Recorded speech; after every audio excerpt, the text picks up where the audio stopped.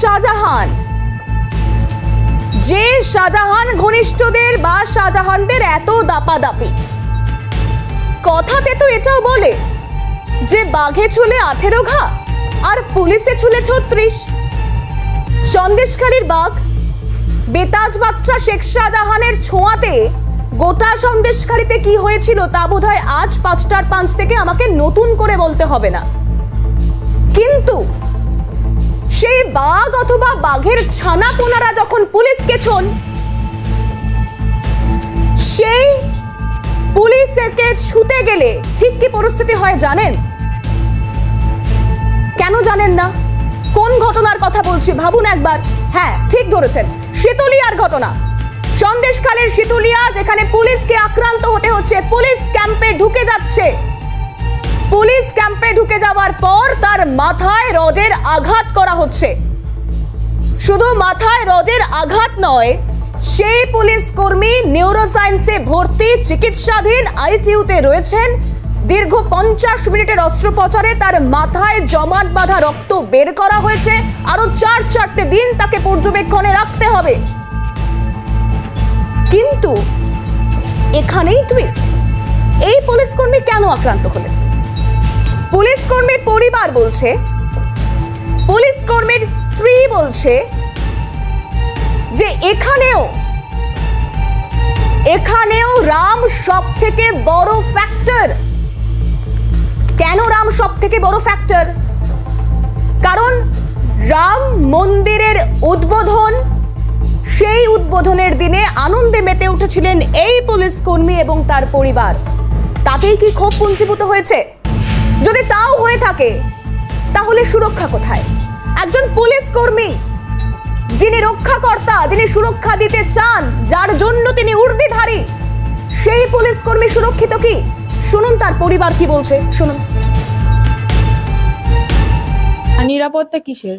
সে তো নিজেই পুলিশ, সে সাধারণ মানুষকে নিরাপত্তা দেবে, তার ওপরে এসেই মানুষে হামলা করছে, তাহলে সে তাদের নিরাপত্তা কোথায় আর তারা সাধারণ মানুষকে কি নিরাপত্তা দেবে? তবে আমি ওখানে থাকাকালীন আমার একটা ঘটনায় আমার এখন মানে মনে হচ্ছে, ভাবাচ্ছে যে যেদিনকে রাম মন্দির প্রতিষ্ঠিত হয় সেই দিনকে আমরা সন্ধ্যাবেলায় মানে বোম ফাটিয়েছিলাম, মোমবাতি জ্বালিয়েছিলাম, প্রদীপ জ্বালিয়েছিলাম। তো আমরা যে বাড়িতে থাকতাম সেই বাড়ির যে মাসি, তাদেরকে হুমকি দেওয়া হয়েছিল যে এরকম গুলি বোম ফাটাচ্ছে, প্রদীপ জ্বালাচ্ছে, তা তাদেরকে একঘরে করে দেওয়া হবে, এরকম নানান ধরনের হুমকি দেওয়া হচ্ছিল।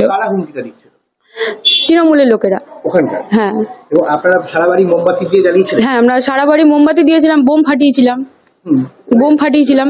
এবার হ্যাঁ, ওই দিনটা, কারণ রাম মন্দিরের যে রাম প্রতিষ্ঠিত হয়েছে সে তো কোনো পার্টিগত না, সে কি কোনো পার্টিগত? তখন তো কোনো পার্টি ছিল না। এবার রাম মন্দিরে রাম প্রতিষ্ঠিত হয়েছে, তাই আমরা প্রদীপ, মোমবাতি সবকিছু আমরা জ্বালিয়েছি, বোম ফাটিয়েছি। আর এটা আমাদের কাছে খুব গর্বের বিষয়, খুব আনন্দের বিষয়, তাই আমরা বোম ফাটিয়েছি। এবার তাই নিয়ে পরে শুনতে পাচ্ছি যে আমরা ওখানে বোম ফাটিয়েছি, মোমবাতি প্রদীপ জ্বালিয়েছি বলে আমরা যে বাড়িতে ছিলাম সেই বাড়ির মাসির ছেলেদেরকে হুমকি দেওয়া হয়।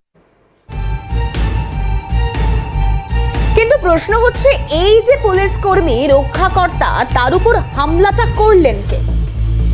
তিনি আদতে কে? তার পরিচয় কি? পরিচয় বলছে যে তিনি শাহজাহান ঘনিষ্ঠ, তিনি তৃণমূলের বুথ সভাপতি সিদ্ধার্থ মণ্ডল। এই গোটা ঘটনায় 3 জনকে নিয়ে যাওয়া হয়েছিল, আটক করা হয়েছিল, তাদেরকে জিজ্ঞাসাবাদ করা হয়েছিল এবং জিজ্ঞাসাবাদের পর ছেড়েও দেওয়া হয়েছিল। এই যে যার ছবি এই মুহূর্তে আপনাদেরকে দেখানোর চেষ্টা করছি, সেই ছবিতে যিনি রয়েছেন সিদ্ধার্থ মণ্ডল, তিনি যদিও বলছেন এই গোটা ঘটনায় তিনি কিছুই জানেন না, তিনি কিছুই দেখেননি, তিনি কিছুই করেননি, এমন কি ওই ঘটনার সময় তিনি ছিলেনও না। কি বলছেন শুনুন। ঘটনা ঘটেছিল সেটা আমরা জানি না। আমাদেরকে পুলিশ রাত্রি এসে নিয়ে গেছে, ওখানে নিয়ে যাওয়ার পরে আমাদের জিজ্ঞাসাবাদ করেছে।